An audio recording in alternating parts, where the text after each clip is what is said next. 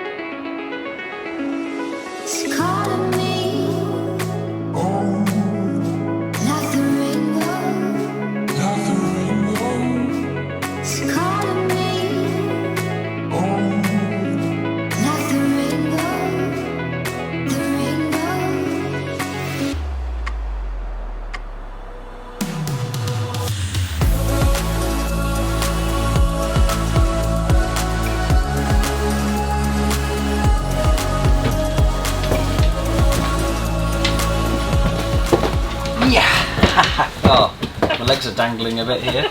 I've got a nice footstool for some Christmas decorations. This is Bentley's first time in this van and he's a bit excited. Yeah, he's got loads of room.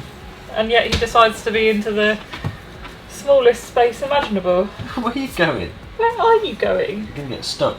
Anyway, we're here today because we're going to answer a load of the questions that you guys had.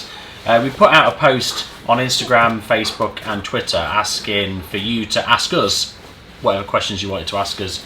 Obviously a lot has changed, hasn't it? Yeah, unsurprisingly we got a lot of questions. Yes. Because I think it came as quite a big surprise for people that we got another van.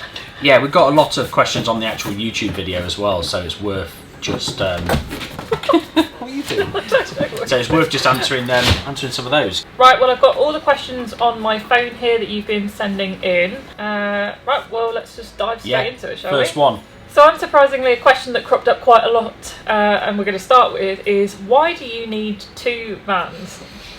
Nobody needs two vans. The main reason we have got two vans is when we took the Grand California all around Europe, we went all the way down to Gibraltar and Portugal and all that way. We absolutely loved having a huge van that had everything in it. You know, a big bed, a bathroom, well, a shower, toilet. And yeah, we just really enjoyed being almost off-grid throughout the whole trip. And it was quite important, actually, it turned out, especially with the current situation. Yeah. It was actually really good in the end that we could almost self-isolate in a way. And I'm not saying this is going to be a problem forever, or I hope it won't, but you know, you don't know what's going to happen. So it was quite good that we had everything on board. Yeah, we really like the European style of travel where you can stop at French airs that are free, and you can only really do that if you've got a toilet on board. You can't do that with a normal California unless you're used to using a porta potty all the time. But before you know it, you very quickly got to find some facilities where if you have a shower and a toilet on board, you can constantly stay in French airs in places. It's like a little bit different as well, because it's not like we haven't done that in the California that we've got, but we would shower on the road and that kind of thing, or we'd stop at proper campsites with showers and toilets. But it's a bit different when we've got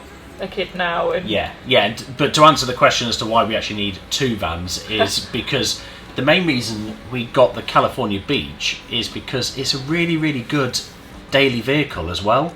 It just so happens that it's got two big beds in it and a hob, a little pull-out hob and that kind of thing. So it's the fact that you can easily spend 50 grand on a big family car that plummets in value, whereas we found, as you saw in one of our previous videos, that owning a California, by the time you realise the full true cost once you come to sell the vehicle, is not that expensive. So yes, that's why it's a very good daily vehicle, as well as, you know, we are going to be doing more reviews and looking at different equipment and things like that. So it kind of ticked a lot of boxes for us because we really like the Californias and how they do everything. So but for longer trips, something like a Crafter that we do out ourselves is something that we've dreamt of doing as well, isn't it? It's a huge deal. So yeah, it kind of made sense to end up with 2 camper vans, but you know, we're going to be splitting our time with both of them. Are you going to be changing the wheels and tyres on the Crafter? So we specified, as a free option, we specified the black steel wheels. You can get the silver steel wheels. It looks good in black with the green though. Yes, yeah. So if we do, it certainly is not high up on the priorities list. At the minute, we're quite happy with how it is. There's so much more to do on the inside, which takes priority. So maybe, and if we do, we'll probably go down maybe the off-road kind of look, potentially. Yeah, because we've lowered the California Beach, haven't we? So let's make this one, the massive one, a bit more off-roady. How doesn't good? Make any sense. How good would this look if it was completely slammed on the floor? completely useless to like use. 20-inch wheels. We'd be going up the slightest bit of a mountain and just getting stuck, especially with the back end being what it is. Oh gosh, yeah, exactly, yeah. Let's not do that. This kind of follows on from the first question, but it says, are you going to keep Fangirl, which is of course our California Beach? Well, the answer is yes. Yeah, I think that is my daily vehicle. I think a lot of people assume that we were selling it, but no, we are definitely keeping the Beach. We absolutely love it. That's why we spent money on it, getting trip suspension and getting big wheels on it and stuff, and it looks really, really cool. We cannot live with a van this big as a daily driver. It's way too big for that. It won't fit into the work car park, so no. No. Next question is, are you going to do all the work on the Crafter yourselves? That's a scary thought, isn't it? Yeah. We're going to do... We're not going to cut the windows, I don't think. No. And amazingly, I asked if you think that we should do the windows ourselves, and I must say the vast majority has said, no, you don't want us to cut the windows in. You think we should leave it to the professionals. Especially people who had done it themselves and then said, no, don't do it yourselves. Yeah, exactly. You've got some comeback if someone else messes it up, which is great. Look at Bentley. Bentley's trying to sit here, but there's a bit of a drop-off the back here, which is why my legs are dangling. So he doesn't really know how to sit in here. Bentley, you've got look at the so space. much space. I mean, our Christmas decorations are in here at the moment because we're doing out our garage, ready for doing the conversion of this. So, but he has tons of space to sleep in, but he just wants to sit with us. But yeah, going back to the actual question, we are going to do the vast majority of it. We definitely want to do the vast majority of it. There's going to be some things that I'm definitely going to need help with to get it right. Like I say, the windows, and I'm going to need help with the gas system and things like that. And Sean is actually an ex-electrician, so we're hoping that he might be able to work out how to do the electrics. But I mean, as YouTubers, funnily enough, we use YouTube to get a lot of our information as well. But from people who have done their own conversions or know really their stuff about it. So we're going to be using those sorts of references as well, aren't we? Yeah, and when talking about the electric side of things, I qualify as an electrician, but in a very, very niche market. We just did sort of mains supplies to caravan sites, so a lot of you are probably plugged into your yeah, maybe, but all the ones that don't work were Sean's. No, but this is very, very different. You know, you've got solar involved, 12-volt systems involved, so there's a lot for me to learn. It's basically like starting from scratch, but like Lizzie said, there's a lot of guides online. Will you be putting graphics on the side of this van too? Now that's an interesting question, because actually for this to qualify as a camper van, you do actually have to put motorhome style graphics on the side of these vans. So we haven't decided at all what we're doing yet. I know it might seem like we might put the same stripes on as we've got on Fangirl, but I think we probably would go with something a little bit different. Yeah, there's there's only about 5 different things, but there is a set criteria that you need to fulfill for it to become a motorhome when you re-register it. At the minute it's a goods vehicle, it's a van. So there's quite a few things like windows around the side, certain amount of windows that you have to have, and it has to be it has to be a bed or a chair that turns into a bed. There's all these types of things, and one of them is graphics. So we probably will have to have some form of graphics on the side, but I just don't want them to look stupid. There's so many camper van graphics that do not look great. We should do it in Thunderbird 2 scheme. We are thinking that Thunderbird 2 actually would be a good name for this van. I had another name in mind, but then one of our subscribers said about Thunderbird 2, and I just thought, It's got to be. It's got to be. So Cool. I think we're going to go with Thunderbird 2.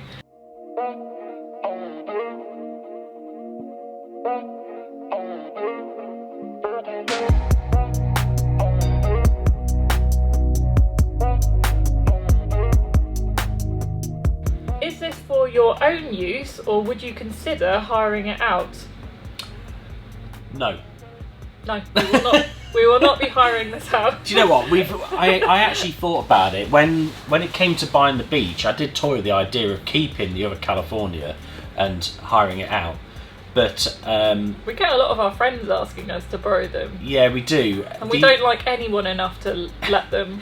The issue comes if I mean, we've both got jobs and normal jobs as well as this, and I work shifts. Lizzie works shifts, and if you before you know it, you're trying to sort out problems, and I could be at work. You know, if someone breaks down or they break the roof or the gas doesn't work or something, and they're up in northern Scotland, and I'm trying to deal with it whilst I'm actually trying to do my normal job. It's too stressful, and you know, if something breaks, this is also the vehicle that we want to travel in, and getting that fixed every time isn't ideal. So no, I very, very, very much doubt we would want to hire this out. Oh, now this is a really tough question. What's the biggest missing item from VW's vans which make you want to go custom? I think the best way of looking at it is the 680 that we borrowed was huge, and it had a good amount of space for me, Sean and Bentley, but there isn't an extra bed for Harvey, so we don't know where he would have slept. The 600 didn't feel big enough for what we wanted for spending that sort of money on. So for us personally, we wanted sort of a mixture of them both. Yeah, I think the reason we did this, yes, this is longer van than the 600. It's longer than the 680. This is 7.4 meters long, so it's a real big van. But I think we can design a very comfortable 4-berth van. And this is kind of what I always say about these sorts of things, especially when it comes to people buying VW Californias over custom vans. Now, Californias will always hold their value pretty much 99.9% of the time better than a custom will. And we have had so much experience with camper vans now, we know exactly what we want and what will work for us. We have had an exceptionally lucky opportunity to borrow these vans for weeks on end to see how we as a family get on with them. And so I think for us, we're not looking at the value that it's going to have in X amount of years' time. What we're looking at is our ability to travel in it exactly how we want to and live in it how exactly we want to, which is why we want to do it out ourselves, really. Yeah. So it's a bit of a different situation, because I think people who don't necessarily know what they want, buying off-the-shelf VW California, whether it be a Grand Beach, a Coast, an Ocean, is a really good idea, because you learn so much about what you like and what you dislike. So this is why I always say to people, borrow one first and see what you like about it. And if you want to go custom as a result, go custom if you're not worried about the value in X amount of years' time. And you still do well even with a custom, you know, they still retain the value so well. Yeah. They're brilliant. But definitely, and that's not really what I'm saying, it's just that, you know, customs are great for when you know exactly what you want, and that's the position we're in now. So this is a bit of an awkward one, but loads of people got in contact and said, why is it on a 21 plate? Yeah, I don't get that, because look. Oh, don't pick me up, Bentley. Look, come here. Come with me.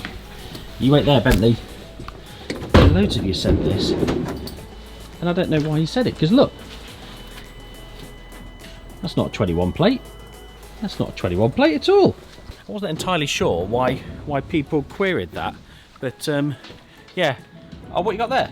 What's that you got? Oh, it was on a 21 plate. Yeah. A little bit awkward. Someone who printed the plates read it incorrectly and put a 21 plate on the van when it was supposed to be a 71 plate, as you well know. So yeah, thanks for pointing that out, but it is a 71 plate. Thanks.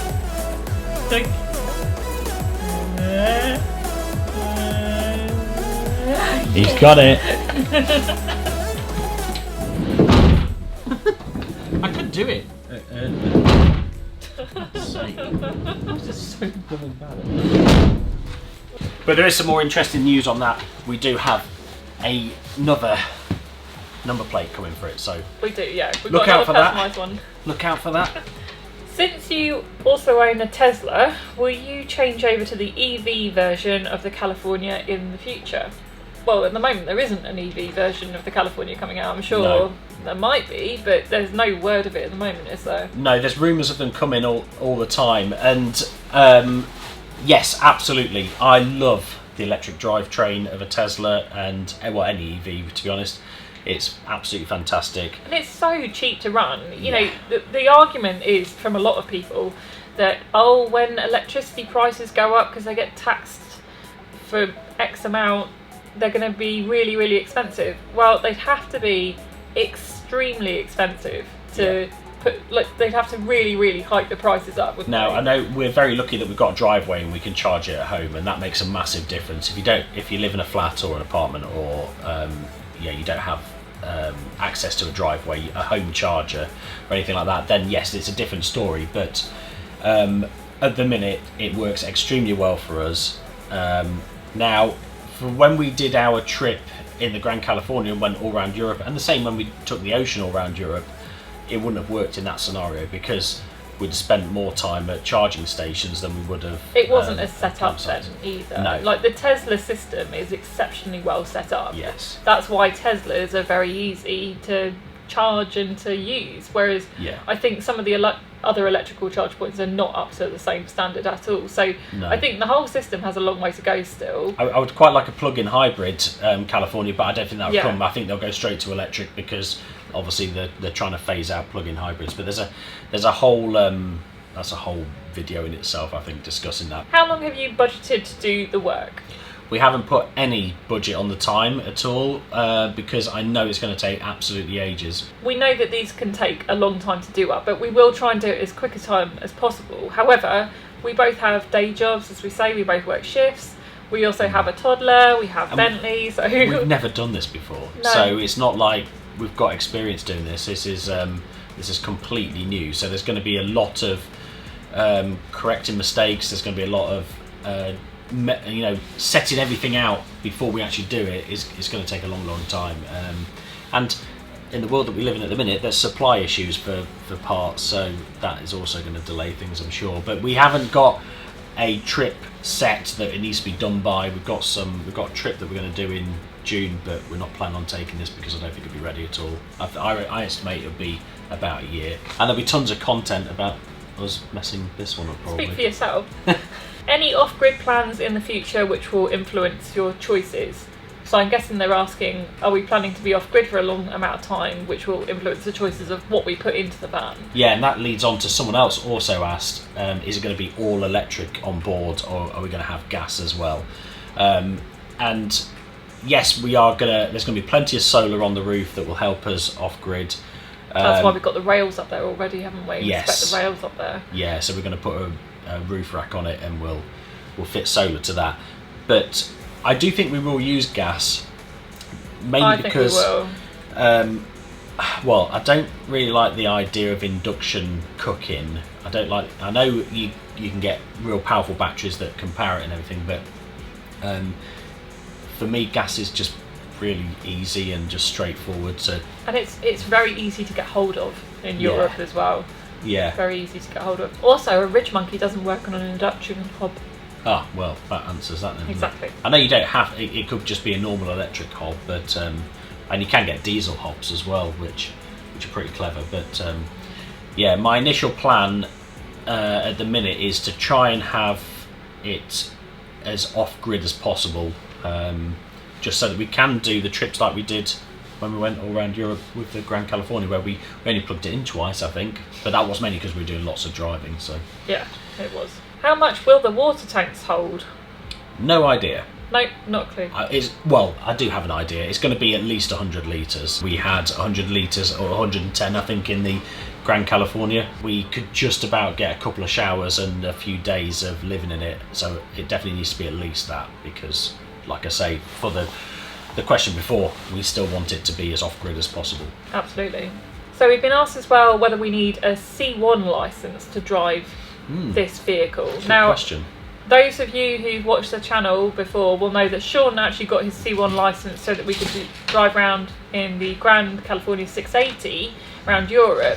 I didn't get mine, and at the moment this van is a 3.5 tonne, or 3.5 tonnes or less. So actually both of us can drive this one. However, we will probably uprate that so that we can take more payload on, because you know, I don't want to be worrying about that in the future. So already Sean has that C1 licence, so he would be able to drive it anyway if it was above the 3.5 tonnes. The plan is though that I will also get my C1 licence. The way the van is built, it's a 3.5 tonne chassis, so it's rated to 3.5 tonnes, and that gives us just over a tonne of payload in the extra long wheelbase front wheel drive.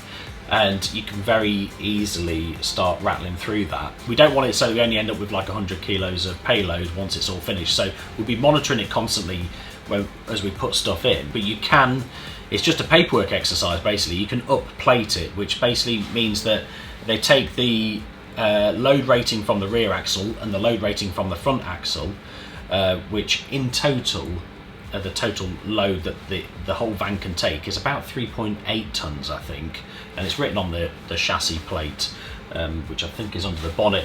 And what they can do is they can change the paperwork legally so that it's essentially a 3.8 tonne rated vehicle, which would give us another 300 kilos, which is quite a big percentage on top. So like I say, it's just a paperwork exercise, but we'll look into that if we need to, as and when we actually need to do that, and we'll obviously show you how all that works. Where is Harvey going to sleep? Well, at the moment Harvey sleeps wherever he wants to, which is generally in a king-size bed in our house. But on that note, someone has asked whether we're going to be having a fixed bed in here.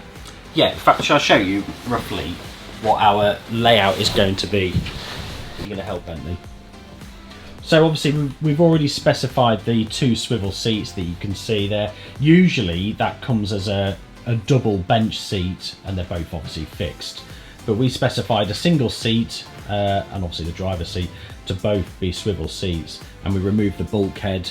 There's quite a lot of discussion beforehand about that, because I wondered about just specifying it as it is and I'll fit swivel bases afterwards.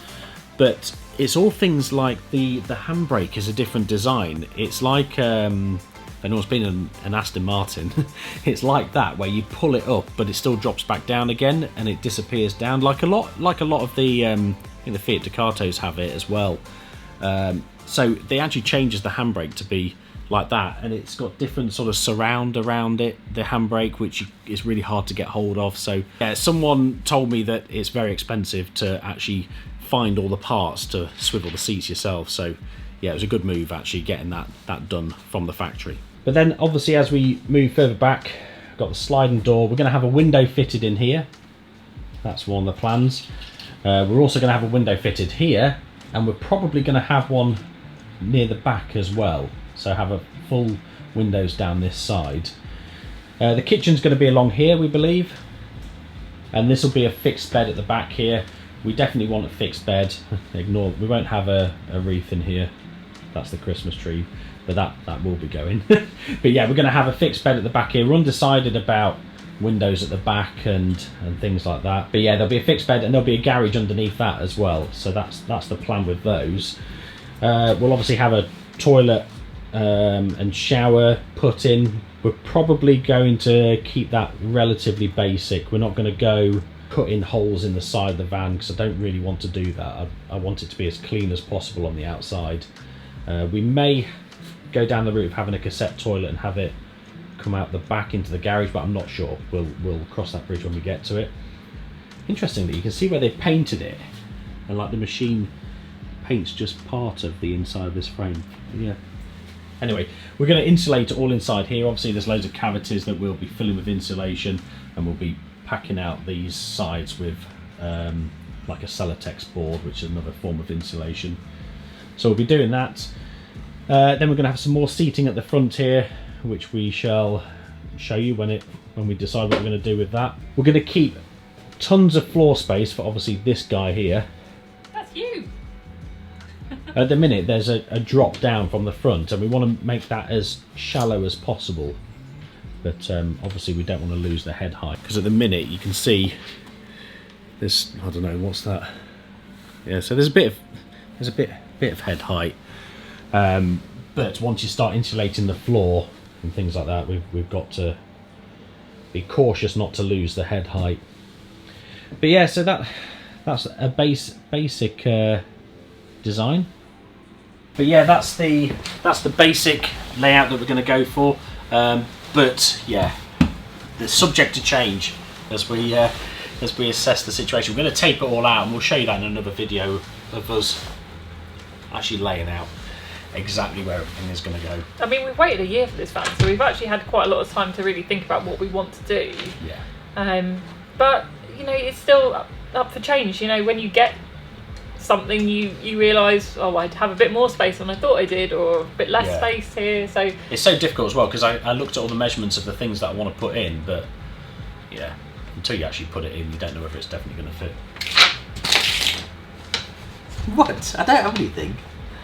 I don't have anything. Someone did ask whether we were going to have a dedicated Bentley space, and the actual fact and reality of the matter is that Bentley is the reason that we got into camper vans in the first place, because we wanted to be able to take him away with us. So of course there's going to be a dedicated the whole Bentley van will be space. dedicated. Exactly, the whole thing is dedicated to him. He's really funny. He's got this button on his face that we say it makes him look like Elvis. When you tickle his nose, he's like, ooh. It's like he's Elvis Presley. It's really funny. When he first did it, I thought, oh god, he's going to bite me. He's growling at me. You can get him to do it both sides as well.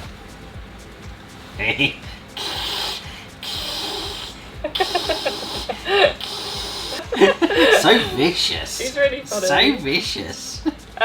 But yeah, and if you're wondering where Harvey is as well, he's at nursery today, so we've got an adult day off. So the best way to answer that is to say that you've got to just keep watching, keep subscribing to the channel, because we're going to be taking you along with us on this journey. Reel you in. We don't need to reel people in, that's Bentley's job. Yeah. Oh, he's stealing a bit of cardboard off the floor. Oh, don't knock the camera over. He's got this bit, he typically carries it by sticking it out. Right, give it here. There? Give it here. Thank you. That's better. Keep subscribing to the channel, like this video if you've enjoyed it. Yes. If you've got any other questions, put them in the comments below and we'll try and answer them there as well. But other than that, thank you very much for watching. Keep subscribed, we've got plenty more content coming up in the future of both this van and the California Beach. And of course we'll be doing our normal tours, reviews and travels. All sorts. 2022 is going to be full on. Yep, we're very busy. So thank you very much for watching and we'll see you very soon. See ya. Bye.